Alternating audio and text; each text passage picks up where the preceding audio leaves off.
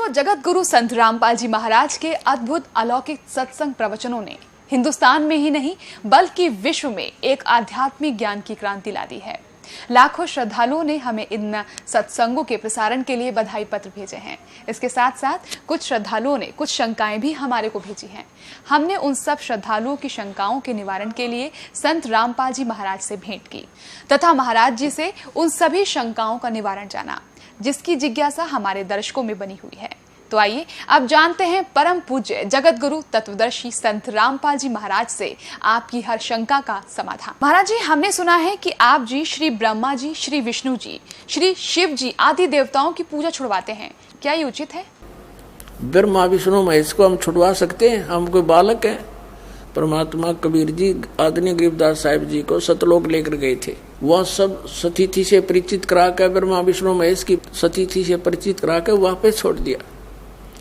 उसके बाद उन्होंने कहा था, तीनों देवा कमल दल बसे, ये ब्रह्मा विष्णु महेश, प्रथम इनकी वंदना फिर सुन सतगुरु उपदेश।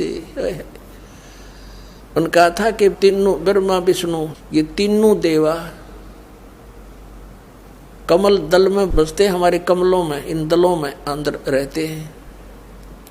और प्रथम इनकी वंदना, ये मंत्र जो करते हैं हम इनकी साधना करते हैं। और फिर सुन सतगुरु उपदेश, सतगुरु के ज्ञान को सुनो और उसका पूरा कंप्लीट कोर्स लो, तब ये बात बनेगी। अब ब्रह्मा विष्णु महेश हमारे कोई दुश्मन नहीं है। कई कहते हैं कि आपके गुरु जी तो ब्रह्मा विष्णु महेश को छुड़वाते हैं। ब्रह्मा विष्णु महेश को हम छुड़वा सकते हैं? अब जैसे ऊर्ध्व मूलम अधः शाखम, ऊपर को जड़ वाला, नीचे को तीनों गुण रूपी शाखा वाला, उल्टा लटका हुआ संसार रूपी वृक्ष है। अब इसमें क्या है? ऊपर को जड़ता पूर्ण परमात्मा, नीचे को तीनों गुण रूपी संसार रूपी वृक्ष की शाखा है। तो क्या कोई शाखा को काट देगा बुद्धिमान व्यक्ति?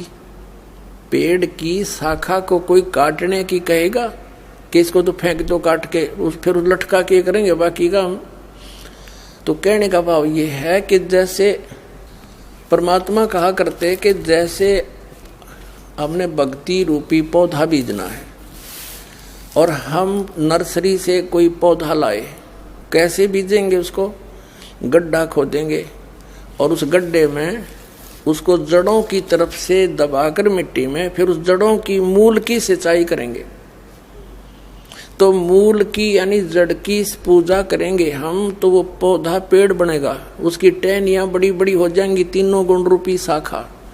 तो उन शाखाओं का फल लगेगा और फल के लिए हम सारा प्रोसेस अपना कर रहे हैं, फल प्राप्ति के लिए हम कर रहे हैं। तो हमने तोड़ने नहीं होते, हमने ऐसे करना है, अपनी way of worship according to the spiritual करना है, शास्त्रों के अनुसार करना। देखना, ये समझ लो हम एक पौधा लाए तो ये है बुद्धिमता।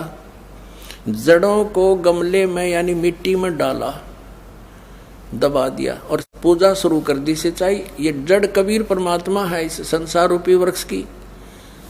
अब ये हमने जड़ों को पूजना है।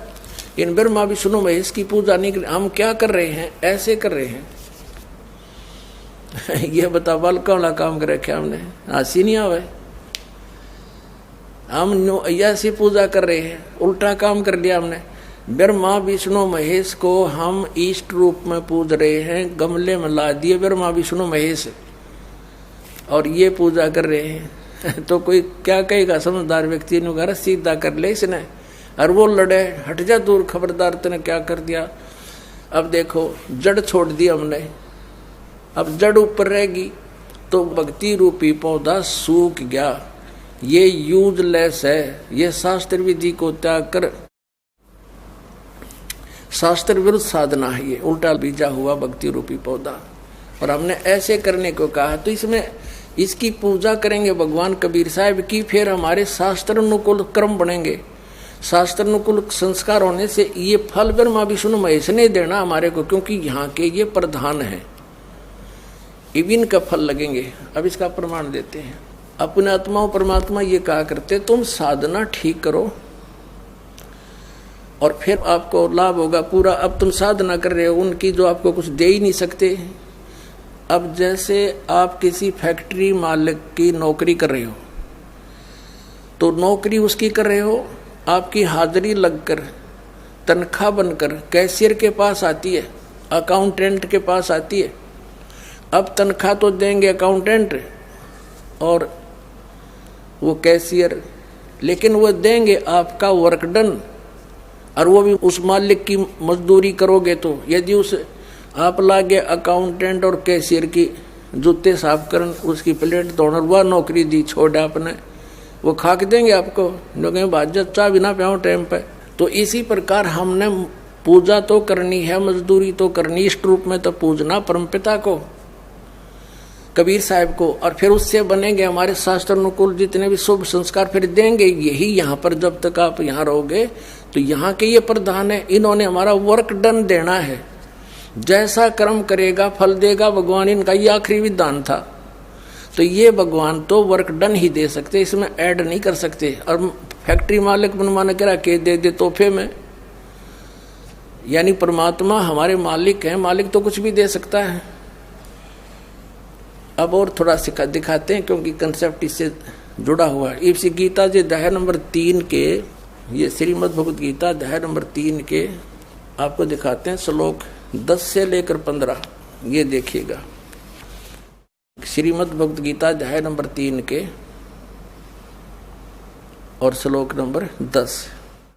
प्रजापति ब्रह्मा ने कल्प के आदि में यज्ञ सहित प्रजाओं को रचकर कहा था, तुम लोग इस यज्ञ के द्वारा, यज्ञ माने धार्मिक अनुष्ठान, शास्त्र अनुकूल वृद्धि को प्राप्त हो। यह यज्ञ तुम लोगों को इच्छित भोग प्रदान करने वाली हो। 11वें में कहा है, यज्ञ के द्वारा देवताओं को उन्नत करो और वो देवता तुम लोगों को उन्नत करें। इस प्रकार निस्वार्थ भाव से एक दूसरे को उन्नत करते हुए तुम लोग कल्याण को प्राप्त हो जाओगे। 12वें में फिर कहा है, यज्ञ के द्वारा बढ़ाए गए देवता, बताओ देवता ने क्या हम पकड़ कर बढ़ावांगे, खींच कर बढ़ावांगे उन्हें।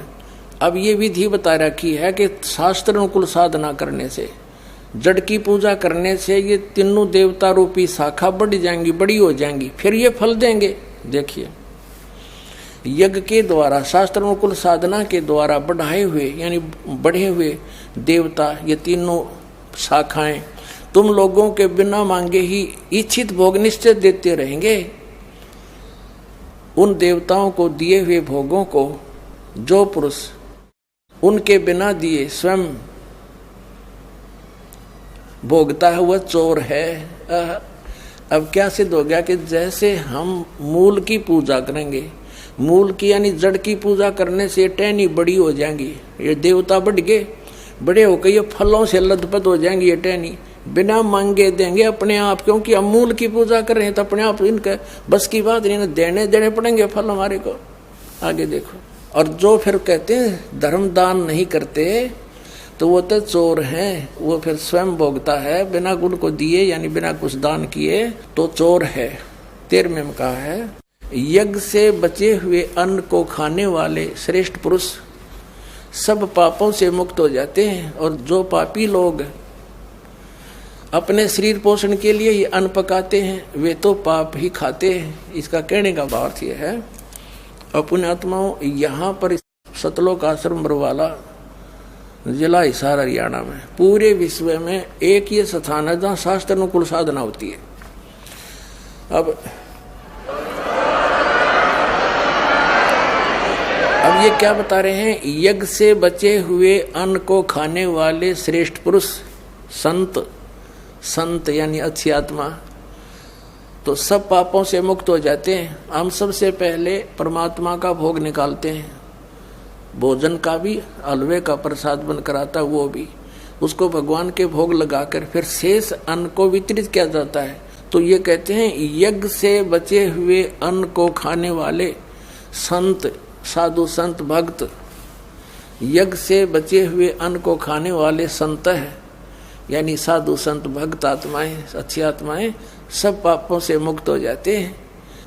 अब कहने का भाव ये है कि यहाँ पहले भगवान को भोग लगा के शेष बचे हुए अन्न को उसके बच्चों को वितरित किया जाता है, वो महापाप नाशक बन जाता है। तो यहाँ आओगे तो सारी साधना मिल लेगी आपने, तो सब पापों से मुक्त आप होगे। ज्ञान सुनोगे, धर्म यज्ञ, ज्ञान यज्ञ, प्रणाम यज्ञ, सारी यज्ञ, सब साधना, पूरा ट्रीटमेंट दिया जाएगा। फिर कहते हैं जो दान धर्म नहीं करते हो तो चोर हैं भगवान के। जिन हर की चोरी करी और गए राम गुण भूल, ते बिदना बागुल किए वो फिर झूले उल्टी झूल।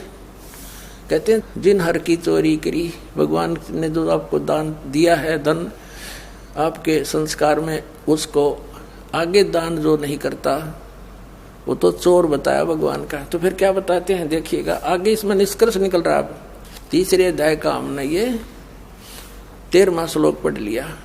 यज्ञ से बचे हुए अन्न को खाने वाले श्रेष्ठ संत, संत माने आप अच्छी आत्माएं, सब पापों से मुक्त हो जाते हैं। और जो पापी लोग अपना केवल कमाया और खाया वहीं तक सीमित हैं, वो तो पाप को खाते हैं। अब 14 और 15 में एक निर्णायक ज्ञान दे दिया। पहले इनका अनुवाद पढ़ाएंगे इंजीनियरों का, फिर समझ में आएगा। संपूर्ण प्राणी अन्न से उत्पन्न होते हैं। अन्न की उत्पत्ति वृष्टि से होती है, वृष्टि यज्ञ से होती है। यज्ञ इसका अर्थ है शास्त्र अनुकूल कर्मों से जो होता है वो विहित कर्मों से उत्पन्न होने वाले हैं, यज्ञ यानी धार्मिक अनुष्ठान। और कर्म समुदाय को तो ब्रह्मो उद्भवम, इन्होंने ब्रह्म का अर्थ वेद कर दिया है। कोई बात हुई, ब्रह्म का अर्थ वेद कर दिया। ये लिखना था कि देखो हम यहाँ पर आए इस काल के लोक में, तो हमने कर्म करके ही मिलेगा, ना कति नहीं मिले। तो कहते हैं ये कर्म लगाए ब्रह्म ने बनाया विधान यहाँ का, और ब्रह्म की उत्पत्ति हुई परम अक्षर ब्रह्म से, उस परमात्मा से, सच्चिदानंद घन ब्रह्म से। इसका अर्थ तो ये है, लेकिन इन अज्ञानियों ने कुछ ज्ञान तो था नहीं, सारे उल्टे अडंगे अड़ा दिए। ये देखिएगा, कर्म समुदाय को तू वेद से उत्पन्न नहीं, ब्रह्म से उत्पन्न हुए। और ब्रह्म अक्षरम उद्भवम अविनाशी परमात्मा से, यहाँ ब्रह्म लिखना था, ब्रह्म ये काल अविनाशी परमात्मा से उत्पन्न हुआ जान। इससे सिद्ध होता है कि सर्वगतम ब्रह्म, सर्वगतम माने सर्वव्यापी परमात्मा, सबका मालिक, सदा ही यज्ञों में प्रतिष्ठित है। वो इष्ट रूप में पूज्य है, वही प्रतिष्ठित है सभी यज्ञों में, उसको इष्ट मानकर पूजा करनी चाहिए। इसका निष्कर्ष ये निकल गया। अब हम उस परमात्मा को इष्ट मानकर पूजा करेंगे तो हमारी शास्त्र अनुकूल साधना होगी। और इसमें कहा है कि सारा जो शास्त्र अनुकूल साधना करने से हमारे शुभ संस्कार बनेंगे। ये भक्ति रूपी पौधा बड़ा होगा, ब्रह्मा विष्णु महेश के पास हमारे संस्कार जाएंगे, और ये बिना मांगे आपको देंगे, आपको बिना मांगे देंगे। जैसे फल लदपद हो गए टहनिया के, आप भी खाओ, रिश्तेदार भी ले जाओ, और पड़ोसी भी तोड़ ले जाओ तो भी समाप्त ना हो। तो इतना इस प्रकार हमारा ये पूरा भक्ति क्रम पूरा होता है। तो हम आपको सबसे पहले परमात्मा ने कहा है कि तीनों देवा इन कमल दलों में बसे, ये ब्रह्मा विष्णु महेश, और प्रथम इनकी वंदना और फिर सुन सतगुरु उपदेश।